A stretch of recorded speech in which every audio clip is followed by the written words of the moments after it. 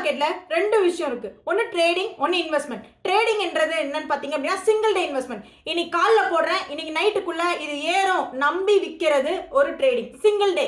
Long term investment என்றது பாத்தீங்க அப்படின்னா இன்னைக்கு நான் இன்வெஸ்ட் பண்ணிட்டேன், 2 வருஷம் கூட இல்ல, 1 இயர் 2 இயர் எவ்வளவு நாள் வேணா எடுத்துக்கலாம். இதுதான் லாங் டேர்ம் இன்வெஸ்ட்மெண்ட். நான் உங்களுக்கு ட்ரேடிங்க ப்ரிஃபர் பண்ண மாட்டேன், நான் அதை பண்ணது கிடையாது. நாங்க இன்வெஸ்ட்மெண்ட் மட்டும் தான் பண்ணிட்டு இருக்கோம். நீங்க நிறைய பேர் ஷேர் மார்க்கெட்ல ஒரு சில விஷயத்தை அண்டர்ஸ்டாண்ட் பண்ணிக்காம தப்பு பண்றதுனால தான் நீங்க நிறைய மிஸ்டேக் பண்ணி நிறைய காசை இழந்திருப்பீங்க.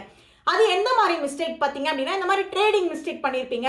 அப்படி இல்லை அப்படின்னா சில பேர் சொல்றாங்க ஸ்டாக் மார்க்கெட்னாலே பாம்போட வாயில போய் வேணுமே கையை விடுறது அப்படின்லாம் சொல்லியிருக்காங்க.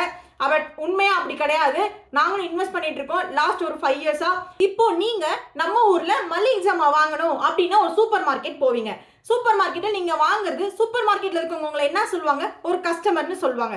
இப்போ நீங்க ஒரு ஷேர் வாங்கணும் அப்படின்னா நீங்க ஷேர் மார்க்கெட் போகணும். இப்போ நீங்க ஒரு ஷேர் வாங்கியிருக்கீங்க அப்படின்னா உங்களை ஷேர் ஹோல்டர்னு சொல்லுவாங்க. நீங்க சூப்பர் மார்க்கெட்ல போய் ஒரு பொருளை வாங்க தான் முடியும், நீங்க ஒரு பொருளை விற்க முடியாது. பட் ஷேர் மார்க்கெட்ல நீங்க வாங்கவும் முடியும், விற்கவும் முடியும். அதுதான் ஷேர் மார்க்கெட்.